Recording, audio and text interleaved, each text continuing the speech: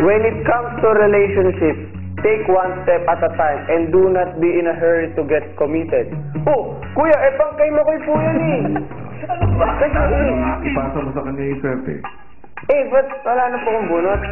Ay, 2-in-1 kayo eh. Ano to? Iba to, kuya. Step by step nga.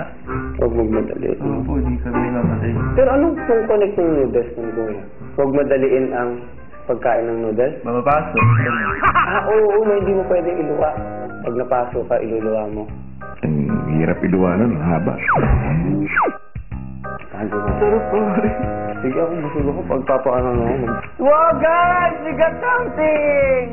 Ano nakuha nyo, Makoy? Ano?